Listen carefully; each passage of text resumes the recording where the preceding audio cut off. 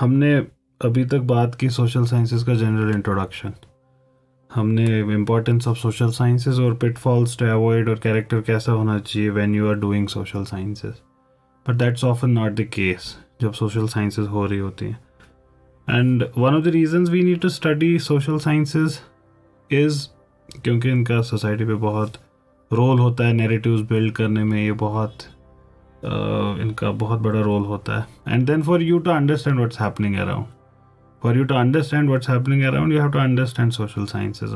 Otherwise, it would not make sense to you. You would not be able to make the best sense of the society if you do not know social sciences. And in this endeavor, we are now at the point where we can begin our study of knowing certain more basic things about the past of human society, how human society evolved. And one of the first things that we would look into would be the early humans. उनके हालात क्या थे. Now this is from an Islamic perspective very controversial topic. Very controversial. Why? Because in my own study I have found anthropology to be the biggest antithesis to the religious way of thinking. Now this religious way of thinking में अगर हम बहस करें तो there are many contenders. For example, psychology भी एक अच्छा contender है जो रिलीजियस वे ऑफ थिंकिंग का ऑपोजिट है.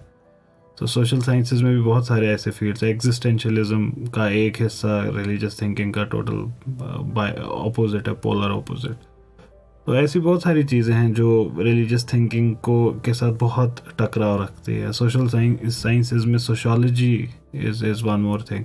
कैपिटलिस्ट इकोनॉमिक्स में interest based economics is like antithesis to religious way of looking at things. In particular Islamic way of looking at things. Now in this entire context, anthropology is one more, and that's something that's not so much talked about in Muslim circles.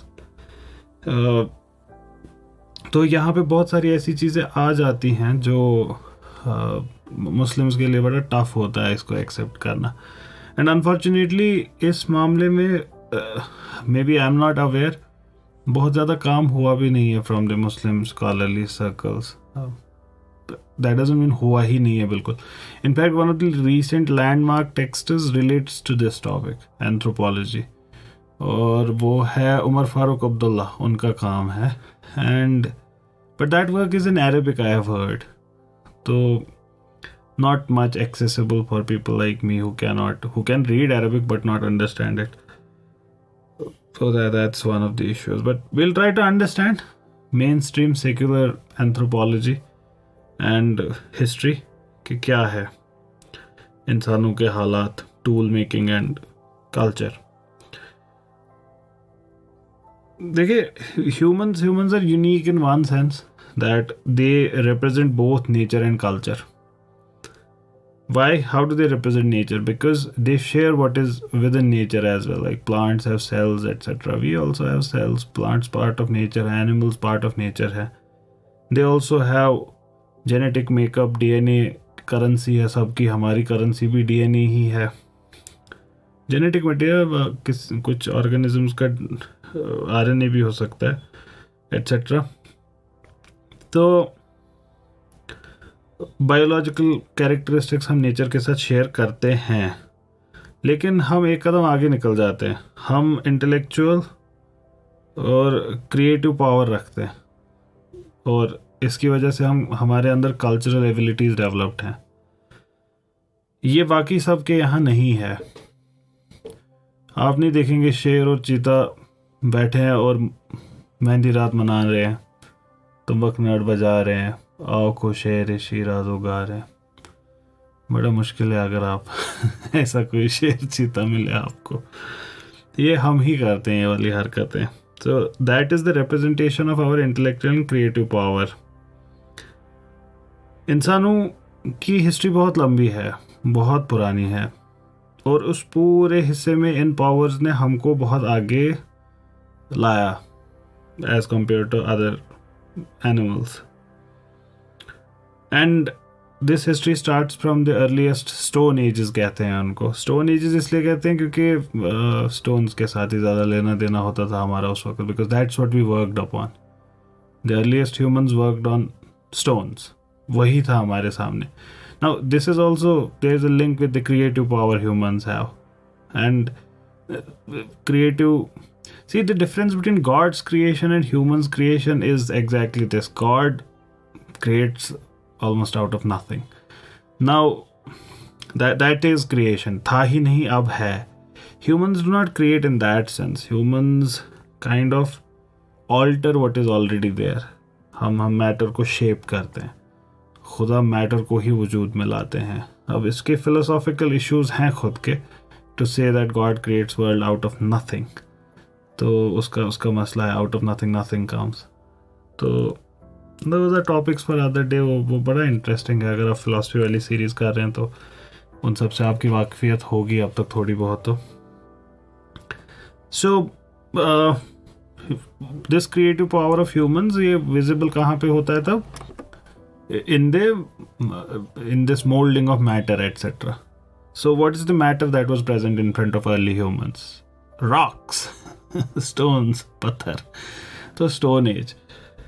And then they started, जब उसी rock को हम analyze करते हैं and हम आगे बढ़ते रहते हैं, what do we find? We find a lot of things. We find that this rock is composed of many more things, like it's composed of silicon. And lo and behold, we can do things with silicon as well. Early humans did not have that luxury. So now we make electronics. It is still a stone age, but a different kind of stone age. The stone now is silicon. And we make all of these things, transistors, resistors, etc. And then computing and now electronic devices. But stone age kind of. हम उसी चीज़ को कर रहे हैं. So and then we reached the nuclear age. Nuclear age is a kind of a new kind of stone age. So we found that there is another kind of stone. और भी कुछ मिल रहा है. अच्छा, इसमें uranium and this breaks, and if you hit a uranium atom with the particular, I think, neutrons, and then the fission takes place, there's a lot of energy, mass is lost. तो nuclear age तक हम पहुंच गए. We would look at this basic evolution from the earliest age till iron age, and then we would move ahead to post-industrial age as well.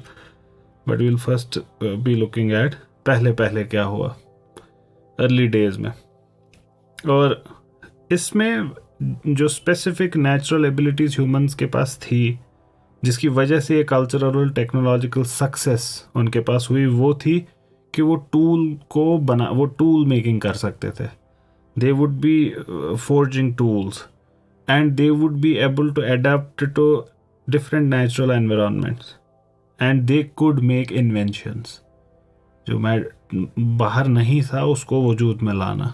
तो ये सारी चीज़ें, इन तमाम चीज़ों ने जब कोई नई लैंडमार्क इन्वेंशन हुई या डिस्कवरी हुई, उसने ह्यूमन लाइफ को बिल्कुल ही चेंज कर दिया, टोटली चेंज, रेवोल्यूशनाइज कर दिया. So you see, with all of these technological developments, there is a simultaneous social, cultural, and other developments taking place. Now this is also a very important and interesting finding. One of the people commented on one of my videos on YouTube in which I was saying that social sciences are much more important because वो सबसे ज़्यादा impact डालते हैं society पे. So the person had asked, it's not social sciences, it is science that actually does so. Technology ने सबसे ज़्यादा revolutionize किया है society को. Part of what is being said is correct. क्योंकि अभी हम यही बात कर रहे हैं कि when some certain tech develops, हमको कुछ नई चीज़ पता चलती है, हम उसको अपनी ज़िंदगी में incorporate करते हैं, and everything changes after that. Yet इसके बावजूद सोशल साइंसेस का इम्पैक्ट हमारी लाइव्स में बहुत ज़्यादा होता है, पर्सनल लाइव्स में यही ज़्यादा मैटर करता है. जैसे for example gravitational waves LIGO ने डिटेक्ट की, तो क्या हुआ आपकी ज़िंदगी में? Not much.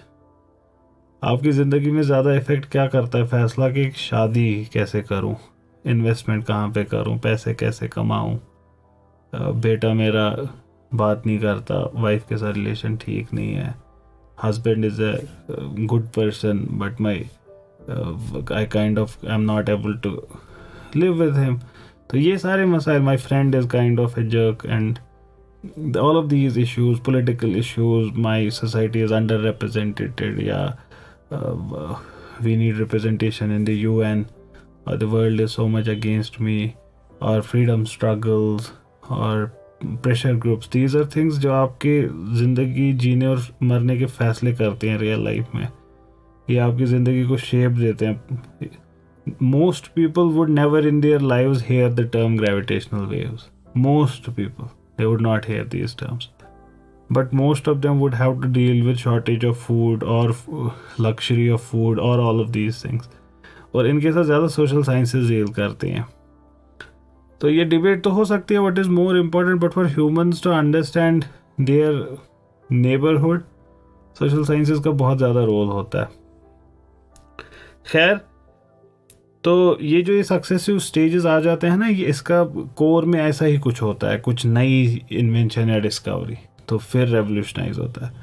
And again one more thing, this is not true for ever, मतलब ये हर एक केस में ट्रू नहीं होगा. फॉर एग्जाम्पल द अरब्स का हाल बड़ा बुरा था बिफोर प्रॉफिट मोहम्मद सल्लल्लाहु अलैहि वसल्लम. नाउ डिड दे इन्वेंट और discover something new? Probably nothing, except that they just got a book which they believed is divine, and they got a person who they believed was divinely guided. From a secular perspective, it's just a book in the center of a cultural revolution. That's it. And the revolution is taking, and Arab society was never after that the way it had been before.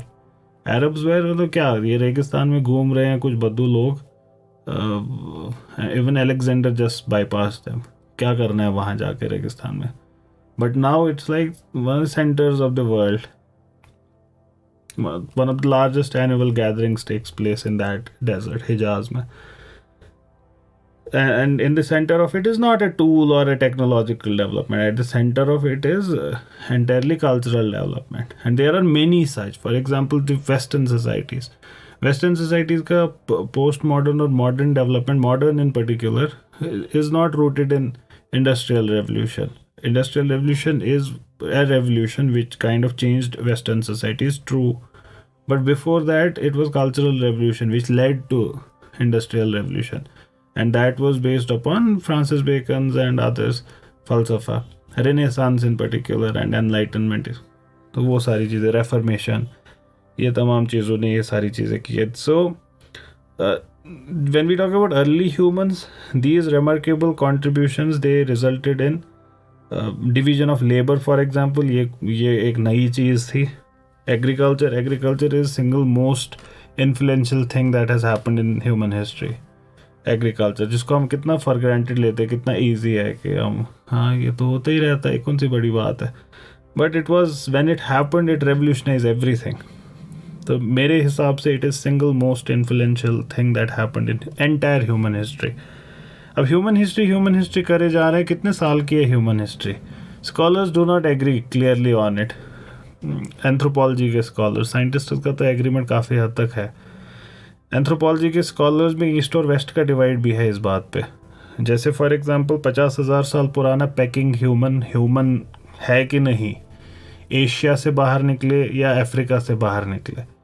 तो इसमें अगर हमें neutral position लेनी हो तो कौन सी position बेहतर मानी जाती है? कि वेस्टर्न स्कॉलर्स की position. Eastern scholars Asia out की थियरी देते हैं पैकिंग ह्यूमन को. Packing is a city in China, वहाँ पे कुछ मिले हमको. So they are Homo erectus के अवशेष, fossils. So human history at least dates back to that time, we can say.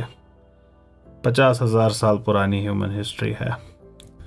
तो इस 50,000 साल की ह्यूमन हिस्ट्री में this is one of the biggest revolutionising things.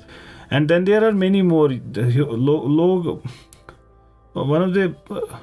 one of the problems with modern era is they start thinking of their own achievements as very big, as huge, while they are highly incremental changes.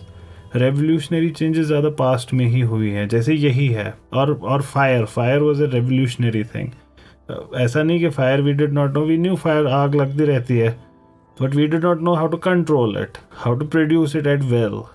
And when humans learned producing fire at will, or how to control it, things changed. A lot of things changed. ऐसे ही one of the greatest discoveries that changed humans forever was antibiotics की discovery. Antibiotics amazing. Life span आसमान पे पहुंच गया life span. 50 साल was अच्छी ज़िंदगी जी अगर आपने 50 साल जिए, 60 साल जिए. Plagues would run through countries और ख़त्म कंट्री, मुल्क ख़त्म. लेकिन पेनिसिलिन की डिस्कवरी ने इसको चेंज कर दिया. बाकी सारी ये इंक्रीमेंटल है, छोटी छोटी चीज़ें हैं, कोई बड़ी चीज़ें नहीं है. मोबाइल फ़ोन अब 5G पे पहुंच गया, 6G पे पहुंच गया. These are not big things. Those three I told you, agriculture is single most, मेरे हिसाब से. You can disagree.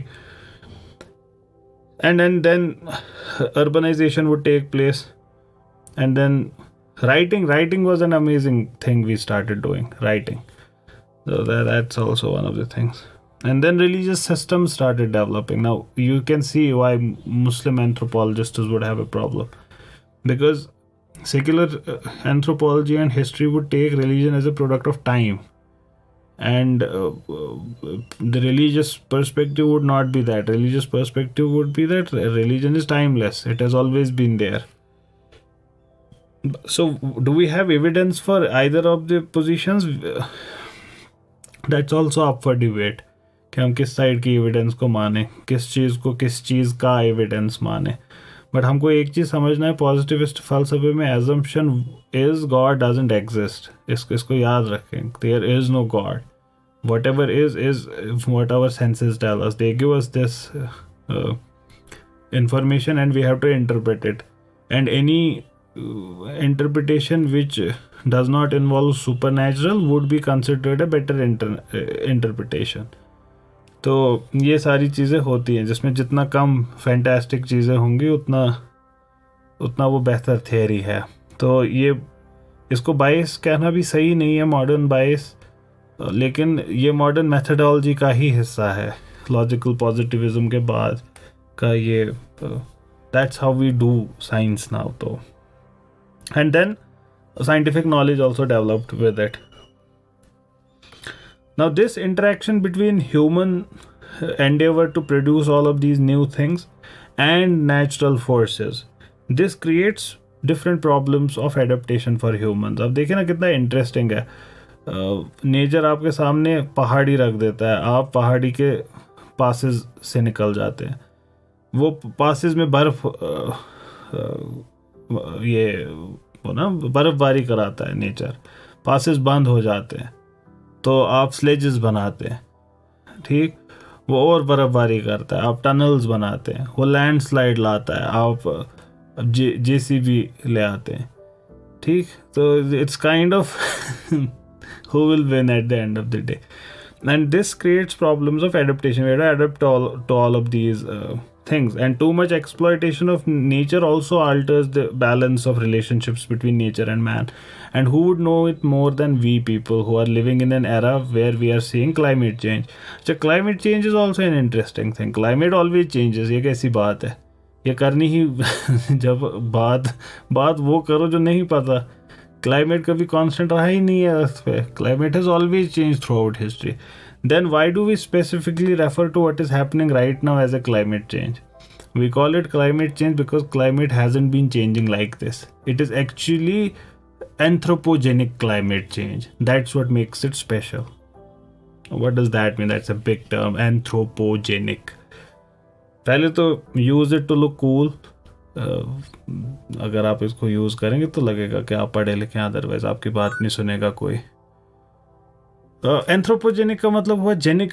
Genic is used wherever you see genic, understand कि पैदा होने के साथ रिलेटेड है टर्म. जैसे बाइबल की पहली बुक जेनेसिस, सो स्टार्ट यहाँ से हो रहा है जेनेसिस से.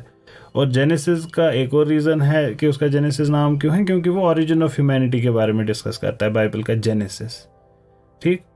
ऐसे ही इन द बिगिनिंग से शुरू होता है ना Bible. In the beginning there was I don't know whatever. तो जेनेसिस. ऐसे ही जेनेटिक, हमारा genetic makeup, that's where we originate from, that's what defines us. Anthropogenic, anthro जहाँ पे यूज़ होगा तो समझ जाइए इंसानों के बारे में बात हो रही है. एंथ्रोपोमॉर्फिक, इंसान की जैसी शक्ल रखने वाला। मॉर्फिक जहाँ पे यूज़ होगा दैट मीन शक्ल की बात हो रही है, मॉर्फोलॉजी। तो एंथ्रोपोमॉर्फिक, एंथ्रो इंसान, एंथ्रोपोजेनिक इंसान से पैदा हुआ, anthropogenic climate change, that's what makes this. आप इतना लंबा सेंटेंस नहीं बोलेंगे Donald Trump, prime minister Modi और all of these people, so they use climate change term and that's how terms come into being. अच्छा, इसमें ये वाला डिबेट भी है कि is climate change actually happening? Anyone denying climate change happening hasn't studied anything about it then. There is clear-cut agreement कि climate is definitely changing. हाँ, बहस थोड़ी सी इस पे हो सकती है कि एंथ्रोपोजेनिक सोर्सेज कितना रीज़न है इसके, और may be it's a natural thing that's happening. That's also a topic for other day. But what we know is exploitation of nature does lead to certain imbalances. और ये फिर human beings के लिए adaptation to the new nature presents a new challenge. And challenge is the mother of invention. अब look at our own scenario आजकल का। हम ऐसे एरा में रह रहे हैं कि जहाँ पे हमारी बहुत सारी चीज़ें ऑब्सलीट होने वाली हैं। Do you know that? Obsolete होने वाली हैं, जैसे there is something we are facing which is called anti microbial resistance. Anti microbial resistance का मतलब ये हुआ कि if that thing reaches its peak, then our microbes जिनकी वजह से हम बीमार पड़ते हैं, they would have developed resistance to the antibiotics we know till now. So we would have to develop better antibiotics, and then the Kitanu and all of those enemies, they would develop better defenses, and this process continues. But for now it's a challenge because they have already many of them. For example, tuberculosis. So there is MTB now, and then there is extremely drug resistant TB, XDR TB. उससे पहले there is this medium drug resistance. So you have to move from one treatment to another treatment. And what if our antibiotics just stop having any efficacy? That would be a really bad position to be in. But we are also developing simultaneously, जैसे genetically engineered drugs जो human specific हो, पर man specific हो वो, और जिसके side effects ना हो. तो हम भी अपनी तरफ से कोशिश कर रहे हैं बिकॉज दीज चैलेंजेस क्रिएट. अब एग्रीकल्चर में for example we know agriculture में बहुत सारी प्रॉब्लम्स है. पहला, ज़मीन जितना है उतना ही है, इसको आप बढ़ा नहीं सकते, ये उतना ही है. फिर उसके बाद उसमें ऐड करें लैंड डिग्रेडेशन के, वो फिर बंजर हो जाता है ज़मीन काफ़ी सारा, जिस पे नहीं हो सकता एग्रीकल्चर. आपकी पॉपुलेशन बढ़ रही है, ज़मीन चाहिए लोगों को रहने के लिए भी, तो urbanisation is eating land resources. Forest आप काट नहीं सकते बिकॉज फॉरेस्ट वो सिक्वेस्ट करते हैं carbon from atmosphere. We need plants. तो क्या करें अब? What's the solution? The only solution for you is productivity ज़मीन की बढ़ानी है. ज़मीन की प्रोडक्टिविटी बढ़ाना हमारे लिए जब चैलेंज बन गया तो हमने इसको सॉल्व करने की कोशिश की. We went with what is called now high yielding varieties. Okay, so this is what has happened throughout human history. It's not something new we are doing right now. We are having our own challenges and our own tools to deal with them. So did earlier humans. जो earliest humans हैं, जिस वक्त हम कह सकते हैं, again this is not an Islamic perspective, this is the secular perspective of the thing. जिस वक्त अभी अब डिफ्रेंशिएट ह्यूमंस और नॉन ह्यूमंस में करना बहुत मुश्किल है. We know other primates using tools. Humans are not the only ones who use tools. Is there any evidence for that? There is plenty of evidence for it. हमारे पास इस वक्त भी प्राइमेट्स हैं, चिंपैंजीज, एप्स एट्सेट्रा, जो tools use करते हैं. Certain bears also use tools. लेकिन उनके और हमारे टूल्स में फ़र्क क्या है? पहले तो स्टोन्स वगैरह या लकड़ी के टुकड़े एट्सेट्रा वो यूज़ करते हैं, हम भी ऐसा ही करते थे पहले. बट फ़र्क क्या है? वाई डू वी से tool making actually and really started with humans in true sense of the term? Why do we say that? Because we don't just use tools, we improve upon them constantly. हर वक्त हम उस पर work कर रहे होते हैं. Animals don't. वो 30,000 साल पहले भी वैसा ही टूल यूज़ कर रहे थे, आज भी वही कर रहे हैं यूज़. वहाँ पे उतनी ज़्यादा एजेंसी नहीं है जितनी ह्यूमंस के यहाँ है। इसकी मिसाल क्या दी जा सकती है? एक मिसाल है जैसे to get ants out of their ant hole certain animals use sticks. हम वैक्यूम भी कर सकते हैं अगर हमको यही काम करना होता we would have done that as well. So we can even culture ants in a हम अपना कुछ ऐसा कल्चर बना सकते हैं और ख़ुद से उसमें एंट्स पैदा होंगी. We can do that in laboratory conditions. Animals have not been able to do that, right? So humans constantly work upon their tools, they improve upon their tools, and some of these have huge implications. जब आप एक बहुत लंबे time के लिए देखते हैं ना, एक छोटी सी चीज़ को करना, उसके रिपल इफेक्ट्स होते हैं आगे जाकर. So humans, their ability to make all of these tools etc. ये अभी तक चलती आ रही है. And had we stopped the way animals have stopped at a particular age, तो वही एज हमेशा के लिए कंटिन्यू होती जाती. On the basis of tool making skills, हम humans के कुछ eras पे we can point out कि यहाँ पे ये कुछ एक नया हुआ और उसकी वजह से रिपल इफेक्ट्स हुए. तो हम स्टोन एज को देखते हैं. स्टोन एज को हम डिवाइड करते हैं ओल्ड, न्यू, मिडल एज को भी कर देते हैं अलग कभी कभार, फिर ओल्ड को भी अपर लोअर में कर देते हैं. तो ऐसे इसमें बहुत सारे फर्दर डिविजन्स होते हैं because as much you go on studying things start getting complicated. तो यहाँ पे भी ऐसा है. So bronze age would be there after the stone age. Now you understand why would it be called bronze age, because we started working with bronze as well. And then there is iron age. Why iron age? Because we started to work with iron. And one thing that is to be understood, it doesn't mean पूरी दुनिया में अचानक से हर जगह discovery हो गई, अब सब ब्रॉन्ज बना रहे हैं, सब अब आयरन बना रहे हैं. ऐसा नहीं है. Maybe it's iron age for some other civilization और कोई और civilization, it is still at say stone age. ऐसा हो सकता है. जैसे इस वक्त भी देयर आर टेक्नोलॉजिकल डेवलपमेंट जो यूरोप में ज़्यादा हैं, यहाँ पे नहीं है. मलेरिया बहुत सारी जगहों पे नहीं है, यहाँ पे है. पोलियो दुनिया में एक्सटिंक्ट हो चुका है लगभग, but certain countries still report polio. Similarly these developments they are not uniform. One part of the world would be in stone age, the other would have reached iron age. And let's look at old stone age. Old stone age को हम Palaeolithic कहते हैं. अब again अगर इस word की etymology में जाए, lithic, where you see lith, it's talking about earth, stone, rock. तो लिथिक जहाँ पे आता है, तो आपने लिथोस्फेयर देखा होगा. Lithosphere, biosphere, atmosphere. So lithosphere deals with this surface of earth and rocks et cetera. Old stone age ये 5 लाख ईयर्स से 2,50,000, ये इतने सारे साल है, ये 2.5 लाख साल हैं. ओल्ड स्टोन एज में ह्यूमंस एंटायरली हंटिंग करते थे, फिशिंग करते थे, गैदरिंग करते थे. गैदरिंग मतलब कहीं से देखे फल फूल गिरे हुए हैं, गैदर कर लिया. तो that's all. That means they have still not learned how to control production. अभी नहीं पता इंसान को कि हम ये खुद से भी कर सकते हैं. अभी वो बस नेचर को देख रहे हैं, वहाँ से फल फूल खा रहे हैं. और इस वक्त उनके जो टूल्स हैं, दे आर वो टूल्स इसी काम में उनकी मदद कर रहे हैं. They what they need for this purpose, ऐसे ही उनके टूल्स हैं. And these tools you can understand, ये इस हद के रूडिमेंट्री हैं कि they can live off nature, but they cannot invest on it, they cannot work on it, they cannot reshape it, and then they have no control over nature. We can say things happen to them, they don't make things happen. So what they would do is they would trap, they would hunt, they would pluck, they would dig. That's all they did. So they were entirely at the mercy of nature.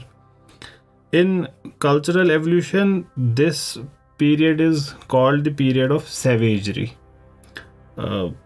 Morgan एक anthropologist है Britain के, तो उन्होंने इस पे बहुत work किया. Calls it the era of savages. And इस वक्त के जो टूल्स थे वो उन पे हल्का फुल्का वर्क किया हुआ है. आप मान लीजिए 2 पत्थर उठाएं आप, रफली कितना साइज़ का, एक ओखली जितना, जिसमें कूटते हैं ना उतना बड़ा पत्थर, और जिससे कूटते हैं उतना बड़ा पत्थर, और like strike them with each other and one would break, right. उसकी एक धार सी बन जाएगी।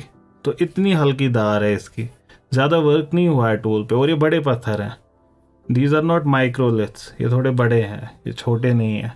We would reach a time जब हम छोटे पत्थरों पे आ जाएंगे, इतना छोटा वो ब्लेड जैसा होगा, बट अभी हम उस स्टेज पे नहीं पहुंचे। फिर ऐसे करते करते ओल्ड स्टोन एज से फिर हम न्यू स्टोन एज पे पहुंच गए। न्योलिथिक एरा इज 10,000 साल पुराना, 12,000 साल पुराना। What does that tell you? That tells you human history में हमने ज़्यादा टाइम सैवेजेस की तरह काम किया है। तो जितना ह्यूमन एरोगेंस है उसमें, जिस मॉडर्न ह्यूमन को लगता है कि, और ज़्यादातर तो अब का, ये तो 100 साल पुराना है अभी का ह्यूमन। ये आईटी रेवोल्यूशन तो 30 साल पुराना भी नहीं है ढंग से तो, और सोशल मीडिया रेवोल्यूशन तो कुछ साल पुराना है। ये तो, इससे तो हम भी वाकिफ़ हैं। सोशल मीडिया का रेवोल्यूशन जब पहली बार फेसबुक आया था, फिर हम फार्मविल गेम खेलते थे उस पर, और उससे पहले ऑर्किड आया था। ना this we have seen in front of our own eyes कि इंटरनेट की स्पीड, जब हम यूसी ब्राउज़र यूज़ करते थे डाउनलोड करने के लिए, ब्लूटूथ से ट्रांसफ़र करते थे एक दूसरे को data, and all of a sudden we are able to do these live rooms now. We are able to do all of this data transfer at 5G 4G speeds. This revolution took place like in front of our eyes in last 10-15 years. 10-15 years. 5 lakh साल पुरानी है human history. 5 lakh में से 15 के तो पता है कितना बचता है? 5 लाख कुछ नहीं कर जाता है उसका। So if you have 1 crore rupees in your account and you take 15 rupees out of it, you would still say I have 1 crore, and no one is going to like challenge you on that. तो Neolithic 10,000 साल पहला है। That means कि हमने पूरी जिंदगी human history ऐसे काटी है जैसे हमने अभी डिस्क्राइब किया। इंक्रीमेंटल चेंजेस, इंक्रीमेंटल, इतनी इंक्रीमेंटल कि कुछ भी नहीं आप कहेंगे प्रैक्टिकल लेवल पे क्या चेंज हुआ था ह्यूमन हिस्ट्री में। अच्छा, from an Islamic perspective where do things fit in? अब हजरत आदम तो ऐसे नहीं रहे होंगे ना सैवेज की तरह, माज़अल्लाह। तो where does Islam fit in here? Now that's a question which Muslim anthropologists have to answer, and it's not an easy question that they can answer. It's not an easy question. It's a very tough question. But one of the ways to deal with it, we have to find some kind of way, because we know Islam is true as Muslims. If we are not Muslims, we would see कि okay, it's just another story that was told. अपना time serve किया और वक्त गया और इस्लाम भी गया। That's one position. From a purely Muslim perspective, he has to find some reconciliation. So one of the reconciliation methods is, why is Neolithic happening at all? What happened? Something must have happened. Humans must have discovered something. So let's call that discovery शऊर की discovery, जिसने हमको savagery से निकाला. And that first human is Adam, हज़रत आदम, पहला शऊर वाला इंसान, who knew not to be savage. And that's one way of doing it. Just थोड़ा सा curiosity tickle करने के लिए आपके मैं बता रहा हूँ story. We don't know. I don't know at least what's happening. But that's one way of doing it. What happened at this point? कि all of a sudden culture starts developing, people start writing, and all of these things are happening. Then we know social norms start developing, the right and wrong का concept starts developing. What is happening at this particular moment? Secular anthropology ये नहीं कह रही कि कोई हज़रत आदम आए थे. They are not saying that. That's what I am saying right now. Just वो ना tickle करना curiosity को कैसे करना होता है. You don't just brush aside science. कि anthropologist कह रहा तो बकवास है, फेंक दो इसको. नहीं, we have to find ways in which we do this justice and balancing between the two narratives. So new stone age comes, neolithic period. ये 10,000 साल पुराना टाइम है. 12,000 साल कहीं पे, like I said, कि ये वैरी करता है. इस एज में human beings were able to increase and control the supply of food. Agriculture हो गया है. एग्रीकल्चर, you know, एग्रीकल्चर मैंने अभी बोला कि it's single most important thing that has happened in entire human history. Agriculture का production, मतलब अब हम डिपेंडेंट नहीं है नेचर पे एंटायरली. अब हमको नोमैड्स की तरह जीने की ज़रूरत नहीं है. अब हमको शिफ्ट होने की ज़रूरत नहीं है विंटर में, वी कैन स्टोर फूड। अब स्टोरेज ऑफ फूड से क्या होगा? स्टोरेज ऑफ फूड का मतलब हुआ मेरे ये जो दो हाथ बिजी होते थे ये अब फ्री हैं। अब मैं क्या करूँगा? अब मैं बहुत कुछ कर सकता हूँ। अब मैं लड़ाई कर सकता हूँ फॉर एग्जाम्पल। अब मैं फ्री हूँ, मैं नेबर वाले के साथ लड़ाई करूँगा, उसका घर अपने कब्जे में लूँगा। This makes possible empires and kingdoms. क्या? एग्रीकल्चर। सिंपल, राइस उगाना खेत में मेक्स पॉसिबल अशोका, अलेक्जेंडर। और क्या होगा इससे? मेरे 2 हाथ खाली है तो मैं से फॉर एग्जाम्पल पॉटरी कर सकता हूँ। अब मैं पॉटरी कर सकता हूँ, मैं पॉटरी के मैं पोइट्री कर सकता हूँ अब। अब मैं फ्री हूँ। तो ये तमाम चीज़ें सिंगल इस एक चीज़ पे कि कुछ लोग अब एग्रीकल्चर कर रहे हैं, वो सबके लिए प्रोड्यूस कर रहे हैं, हम सब क्या करेंगे? हम कुछ और करेंगे। तो स्पेशलाइजेशन भी यहीं से शुरू हो जाती है, डिवीजन ऑफ लेबर इसकी वजह से शुरू होता है, नहीं तो नहीं था पॉसिबल। ये नियोलिथिक सेटलमेंट्स हमारे आसपास की कुछ मशहूर हैं, जैसे मेहरगढ़ है। Mehrgarh is in what is now Pakistan. ये सबसे मशहूर नियोलिथिक सेटलमेंट्स में है। कश्मीर में भी नियोलिथिक सेटलमेंट्स हैं कुछ एक। कश्मीर में गुपक्राल है, बुरजुहोम है। So these are 2 famous sites Kashmir में, and these are earliest settlements के evidence in Kashmir, Burzahom and Gufkral. Though that's also, मतलब उस पर भी बहस हो सकती है, because we think we have थोड़े से एविडेंस इससे पहले के ह्यूमंस के भी। तो now they have started cultivating cereals and they also have started breeding animals. अब देखिए ये कितने टाइम से हम कर रहे हैं, हम इतने टाइम से कर रहे हैं इससे पहले ये breeding of animals for example. तो we now have dogs, the kind of dogs which we want, we now have the kind of horses which we want, and turns out it's very interesting, many civilization they don't even know horse till now, they don't know horses till now. Neolithic era में Indians came to know about horses very late. Now that is also being challenged by certain discoveries, excavations right now, but वो serious challenge अभी तो नहीं है. But we know for certain like Indus Valley civilization, such big civilization did not know horse. तो और ये कल की बात है, Indus Valley civilization when we are talking about ये 5 लाख साल पुरानी बात है. Now they are knowing cereals produce हो रहे हैं, animals को भी breed कर रहे हैं, and now we start finding evidences about houses as well. अब देखें ना, ये दोनों चीज़ें साथ हो रही है, क्योंकि अब खाना प्रोड्यूस हो रहा है, उसको कहीं रखना है, अब हम छत बना सकते हैं, बैठ सकते हैं कहीं पे। तो granaries exist, stone houses, so that means food is more than what is needed, surplus of food.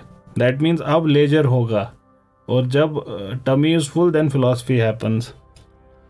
But Morgan still thinks कि इस एरा में भी अभी बारबेरिक ही है, तो इस एरा को भी बारबेरिक एज ही मानते हैं वो। तो टेक्निक्स ऑफ स्पिनिंग वूल, ये सारी चीज़ें भी, थ्रेड भी अब यूज़ होने लगा थोड़ा थोड़ा, ये तमाम चीज़ें होने लगी हैं। And stone axes start appearing, grinding also starts appearing now, and then we reach bronze age. अब now that we know how to use bronze, that also tells you many things. Bronze अगर हम use कर पा रहे हैं, that means we already know copper, we already know tin. हम otherwise bronze कैसे करोगे? How would you do bronze if you do not know copper and tin? So bronze is made from copper and tin. And this revolution took place around some 3000 BC. आज से 5000 साल पुरानी बात है। तो that's also like yesterday. When you compare it to 5 lakh साल पुरानी बात है। अब हमारे पास मेटल है, मेटल है तो बहुत कुछ मुमकिन है मेटल के बाद तो। सो this period is a period of when we know urban populations and urban centers developing throughout the world. There are skilled craftsmen, traders हैं, अब प्रीस्ट्स भी दिखना शुरू हो जाते हैं, राइटर्स दिखना शुरू हो जाते हैं। इस मेटल का सबसे ज़्यादा काम लेकिन यूज़ होता है वेपनरी बनाने के लिए। And now you would see certain kingdoms also coming into being, छोटे छोटे kingdoms, but kingdoms coming into being. And this era also shows evidences of extensive use of wheel भी अब अच्छे से दिख रहा है। अब देखिए इसका इम्प्लीकेशन क्या होगा। इससे पहले हमको व्हील नहीं पता था, अब हमको व्हील पता है, अब हमको ब्रॉन्ज भी पता है, कॉपर पता है। ब्रॉन्ज इम्प्लाई करता है कि कॉपर और टिन तो पता ही है, और कॉपर और टिन को मोल्ड करना भी पता है। देखिए इसकी इम्प्लीकेशन क्या है। Now we can make really strong wheels for transporting. उसमें कील भी होंगे अब स्ट्रांग, अदरवाइज अगर लकड़ी के कील लगाएंगे ब्रेकेज के चांसेस ज़्यादा हैं। कॉपर का कील ब्रेकेज के चांसेस ऑलमोस्ट नन। तो ब्रॉन्ज के कील again. Now you can see this would have revolutionized transportation, and transportation जब आप तेज कर पाते हैं, so there is a surprise element in your moment. देखिए अगर आप धीरे धीरे आ रहे हैं, दूर से आपको हम देख रहे हैं, तो we are prepared for you. लेकिन अगर आप अचानक से प्रकट हो गए सामने, तो बड़ा डिफिकल्ट है। That's why speed is warfare में बहुत इंपॉर्टेंट है। Speed, they are trying to create faster and faster airplanes for example. Now look at this, उस वक्त ये कितना सरप्राइजिंग एलिमेंट होगा जिसके पास रथ होगा, चैरियट होगा, कितना जल्दी उसके घोड़े सामान लेकर पहुंचा देंगे फ्रंटियर पे, इससे पहले कि दूसरा साइड तैयार हो जाए, वो उनका तहस नहस हो चुका है सब कुछ। Now this revolutionized transportation and trade starts to develop. Now trade की development would force people to write things down. जितना ट्रेड डेवलप करेगा राइटिंग डेवलप होगी। अब राइटिंग डेवलप होगी तो स्क्रिप्ट डेवलप होगा, राइटिंग मटेरियल्स डेवलप होंगे, एक क्लास डेवलप होगी जो लिख सकती है। तो you see all of these things are linked, and we also have evidence that they knew how to harness wind as well. तो विंड का एविडेंस हमको कैसे मिलता है? हमको सेल बोट्स के एविडेंस इजिप्ट में मिलते हैं जो विंड के पावर को हार्नेस करके चलते हैं। So we know of such boats as well. And we also have evidences that these people started reclaiming land that was lost to, say, deserts and swamps. And we also have evidence that record quantities of food were being produced. So all of these things are happening. We know for sure that they were making artificial waterways. तो flooding को mitigate करना इनको तब आता होगा। अब ऐसा नहीं कि तो फ्लड्स आसमानी लेवल के हैं तो उसको भी ये मिटिगेट करें, कोई एक लेवल होता है उससे आगे नहीं कर सकते कुछ, लेकिन छोटे मोटे फ्लड को मिटिगेट करने का इनके पास टेक्निक थी, because we know that they could construct dams. अब बाकरा नंगल डैम जितना बड़ा डैम नहीं, छोटे मोटे डैम की पानी को डाइवर्ट करना and then artificial waterways develop करना, this we know that they could do, and this would mean that they can also protect themselves from ये वेदर का जो मसाइल होते हैं। 1200 साल बिफोर क्राइस्ट, दैट मीन्स आज से 3000 साल, 3200 साल पहले की बात हो रही है, आयरन एज शुरू हो जाती है। अब जाकर हमको आयरन पता चला, इंसान अब आयरन से मुलाकात कर रहा है। अब इससे क्या होगा? आयरन क्या है उतनी बड़ी चीज़? आयरन ने रेवोल्यूशनाइज किया चीज़ों को। अच्छा, पहली चीज़ तो iron is, copper and tin are rare as compare to iron, लेकिन इस ज़माने में हर एक चीज़ रेयर ही थी, आयरन भी रेयर ही था। So at that time it would have been a rare metal as well, but then with time we knew कि iron is to be found much more easily, and iron को निकालने का technique from its ore is more or less similar to copper and tin, तो ये भी हो गया, but it is stronger than those, ये उनसे मजबूत है आयरन।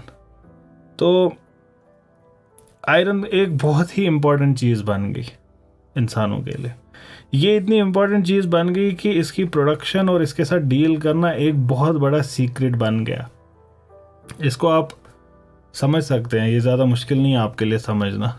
क्यों? क्योंकि आपने देखा होगा टीवी सीरीज़, मूवी सीरीज़, इन सारी चीज़ों में देखते होंगे आप दमिश्क का स्टील या फिर वकांडा का स्टील, जिसको वो क्या कहते हैं, वाइब्रेनियम कहते हैं। You can see this fetish about these unique strong metals. ये कहाँ से आता है? ये यहाँ से आता है, हिस्टोरिकल। और क्या हो रहा है? और आप देखते हैं वो दमिश्क का स्टील, यहाँ की तलवारें, दे फोर्ज ग्रेट तलवार। What is all of that telling you? That's telling you that these things were highly guard. या उसमें Valyrian steel, Game of Thrones में, so all of these things are telling you that कि ये secrets थे, ये दूसरों को नहीं बताते थे कि हम कैसे, अब वहीं से हमने ये फिक्शनाइज किया है। दमिश्क का स्टील तो is not a fiction, that is real, बाकी फिक्शन में भी ये वहीं से आया है। So humans are highly protective. Now what does that mean कि if you are protecting your skill, what does that mean? अब क्या होगा, इसका नतीजा क्या होगा? ये हेरिडिटरी बन जाएगा ऑक्यूपेशन, क्योंकि अगर आपने प्रोटेक्ट कर दिया, इतना प्रोटेक्ट कर दिया कि मर गया, आप मर गए, आपका स्किल भी मर गया। या तो आप अपने औलादों को सिखाएंगे जिन पे आपको ट्रस्ट होगा, तो ऐसा ही होगा ना। So guilds start to appear now. अब गिल्ड बनना शुरू हो जाते हैं, अब वो छोटे छोटे ग्रुप्स बनना शुरू हो जाते हैं, सिविलाइजेशनल वैल्यूज़ बनना शुरू हो जाते हैं कि हम स्टील का काम जानते हैं। तो क्या हुआ, हमें भी आता है कॉपर इस्तेमाल करना, ठीक है। तो क्या होता है, हमारे पास हम we know how to harness से wind power. Now this has repercussions. Take for example Peloponnesian Wars. Athens किस चीज़ में strong था? Athens was navally strong. They knew how to harness wind. Sparta ज़मीनी सतह पे strong था, उनको वो अच्छे से आता था। तो ये चीज़ों का बड़ा असर होता है लॉन्ग टाइम पे। अब मुमकिन है लार्ज एम्पायर्स बनाना, अब पॉसिबल है बहुत बड़े एम्पायर्स बनाना। So when bronze age starts to end, iron age starts, we start development of kingdoms. Hindustan में कुछ ही टाइम बाद महाजनपद आ जाएंगे, city states, and this is when there are large empires in Greece, Asia Minor, Mesopotamia, Egypt. Asia Minor बोले तो Anatolia, Turkey, modern day Turkey. अब ये तमाम चीज़ें होगी। हिंदुस्तान में 1000 BC के अराउंड आयरन का यूज़ हमें दिख जाता है। अब देखिए इसके रिपरकशन हिंदुस्तान में क्या रहे होंगे। हिंदुस्तान में हमको मिलती है इससे पहले Indus valley civilization. Indus valley civilization Indus के आसपास है। इंडस कहाँ पे है? इंडस करंटली पाकिस्तान, बिल्कुल बीचों बीच पाकिस्तान से गुजरती है इंडस, उसी के अराउंड ये सिविलाइजेशन थी। इसको हरप्पन सिविलाइजेशन इसलिए कहते हैं कि बिकॉज द फर्स्ट थिंग जो उनका हमने डिस्कवर किया दैट वाज हरप्पा वाली site. Otherwise Harappa is not their biggest city. Then there is Mohenjodaro, Rakhigarhi, Lothal, Ropar, ये सारी जगह हैं उनके इंडस वैली सिविलाइजेशन की। One of the most sophisticated civilization, बड़ी सोफिस्टिकेटेड सिविलाइजेशन थी। तो यहाँ पे रह रहे थे एंड देन दे डिसअपियर। अब ये जब अचानक से कोई डिसअपियर हो जाता है तो it become subject of speculation. Do we know what happened to them? No, we just know they disappeared, we don't know why. There is a raging debate, और हिंदुस्तान में इस वक्त रिवीजन ऑफ हिस्ट्री हो ही रहा है। So one of the theories that was presented earlier was, and this was more so by the colonial historians, they would say that Aryan invasion हुआ, Aryans ने इनको तबाह कर दिया, and this would suit their narrative as well. क्यों? Because Aryans आए, उन्होंने आपको सिविलाइज किया और यहाँ के लोकल्स को ख़त्म कर दिया एट्सेट्रा। वैसे ही हम आए हैं, हम आपसे सुपीरियर हैं एंड ऑल, तो ये उनके नैरेटिव को फिट करता था, आर्यन इन्वेजन। लेकिन उसके कुछ इश्यूज हैं आर्यन इन्वेजन थियरी के, they are rightly being pointed out, and by and large overall historians do not accept Aryan invasion theory.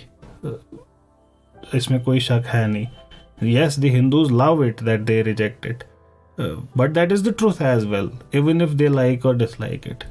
तो हमको ट्रुथ से मतलब है। So Aryan invasion theory for many reasons is discarded. But what happened to Harappans? ये तो मसला अब भी रह गया ना। There are various interpretations के हुआ क्या। One of them is again climate change. Climate change could have been the reason. The best explanation is floods probably. We know certainly of floods in Mohenjo-daro. That's done. Mohenjodaro में floods आए, floods की वजह से वो city तबाह होगी, लेकिन बाकी सिटीज़ क्यों तबाह होंगी? We have to account for that as well. So this theory accounts for that as well. How? This theory argues that there was this river जिसको सरस्वती कहते हैं, जिसका जिक्र उठता है बड़े डिटेल में in ancient Hindu texts, but it is nowhere to be found, Saraswati river. So there could have been rivers जिन्होंने अपना कोर्स बदला। उसके भी एविडेंस हैं, गगर, हाकरा रिवर्स के, सतलुज की, इन सारे रिवर्स का चेंज ऑफ कोर्स इसके एविडेंसेस हैं। तो चेंज ऑफ कोर्स से ख़त्म हो गया, जहाँ से नदी थी वहाँ नदी ही नहीं, तो चेंज हो गया। There could have been major floods as well. तो ये तमाम एक्सप्लेनेशन हैं and these are better explanation than, but sum total में we certainly do not know. But what about these Aryans that came from wherever they came from, that is also true. There is evidence for they coming from outside to India. अब उसको revisionist side क्या करता है कि हमारे पास जो evidence मिलते हैं आर्यंस के सेंट्रल एशिया में, टर्की में एट्सेट्रा, वी कैन आर्ग्यू कि they came out from India. So Aryan out migration theory is also being proposed. It's not accepted by and large by historians and anthropologists, but कोई बात नहीं, बात करने वाले ये वाली theory भी present कर रहे हैं. We were talking about what would iron do. Iron ने क्या कर दिया. देखिए आयरन ने क्या किया. अगर आप इंडस और इंडस के आसपास का एरिया इस वक्त भी देखेंगे ना, it is jungle free area. ये खाली एरिया है, प्लेन एरिया है. Now you know iron, for example, and you want to shift to, say, for example, Ganga valley. इसके बाद गंगा वैली में शिफ्ट हो गए ना इंडिया में, लेकिन वो जंगल है सारा. जंगल को काटेंगे कैसे? Iron is the tool you use for it. So once they knew how to use iron, they can now shift to these parts, and that's why you see इसके बाद Ganga valley civilization, Indus valley civilization खत्म हो जाती है लगभग. Because these are better lands as compared to that. They are even today better lands as compared to that. When Pakistan got its freedom, their founder Jinnah would remark this, that we got a moth eaten Pakistan. So khair, that's what they got, and we know of excavations have shown use of iron weapons, arrowheads, etc. And this is around western UP. Now what is Western UP? Western UP is equal to Ganga Jamna area. That's what we are talking about. So you see halka sa shift towards east from Indus Valley civilization. And what would have made that possible? Iron. Do we find iron? Yes, we find iron there. And iron also had social implications. Iron की social implications क्या थी? Gordon Child, or I don't know how it's pronounced, ये Australian archaeologist हैं. ये कहते हैं कि cheap iron democratized agriculture and industry and warfare too. Any peasant could afford an iron axe to clear fresh land for himself, and iron plowshares wherewith to break up stony ground. कैसे इसने democratise किया? ताकत हर एक इंसान के हाथ में दे दी. कोई भी अब इस ताकत को इस्तेमाल करके अपना काम कर सकता था. पास्ट में सुपीरियर टूल्स रेयर लक्जरी थी, लेकिन आयरन ने इसको लेवल कर दिया. अभी किसी के पास भी हो सकता है. इसको आप फिर से कंपेयर कर सकते हैं मॉडर्न फेनोमेना के साथ. जैसे हिंदुस्तान में हाई स्पीड डेटा एक लक्जरी थी, सब नहीं कर सकते थे इस्तेमाल. इसी वजह से social media was presenting A narrative only of the upper class of the society, monetary upper class. But since data revolution in India took place, now you can see online हर एक तरीके का कंटेंट आ जाता है. तो kind of democratise. अब सबके पास 4G है, वो इस्तेमाल कर सकते हैं, अपने व्यूज़ प्रेजेंट कर सकते हैं. तो बहुत सारे लोग कहते हैं ना कि social media has become toxic. नहीं, that's one way of looking at it. Another way of looking at it would be that social media has brought lot of different people together in a very congested space. तो इस वजह से वहाँ toxicity दिखती है. आज से 15 साल पहले when say for example a woman who was not culturally dressed inappropriate, जिसको हम उस ज़माने में कहते, वो वैसे ड्रेस्ड है, उसकी फ़ोटो ऑनलाइन है, उस फोटो को किसने देखा? जिनके लिए वो इनअप्रोप्रिएट ड्रेसिंग है ही नहीं. लेकिन जब डेटा रेवोल्यूशन हुआ, अब ये वो वाली सोसाइटी भी देख रही है जो उसको देखकर मतलब उनका मुंह खुला रह गया कि ये हमने क्या देख लिया, ये हमारी सोसाइटी में क्या हो रहा है. And then they start commenting under it कि ये इसके मम्मी पापा की गलती है और भेजो बच्चों को बाहर पढ़ने के लिए. All of these commentaries happen because of this reason, democratization. Everyone is able to put their views in front. And India and subcontinent as a whole lives in its villages which are highly conservative. तो urban phenomena से खींच कर data अब rural phenomena को भी दिखाने लगा है equally. Now that's what is happening in its own form in this time as well. यहाँ पे अभी तक luxury of tools, copper tools and all of these, this was with only a few people. But what's happening now? अब हर एक के पास है. Is that a good or bad thing? That's a topic for other day. We would continue this discussion in the next session, inshallah.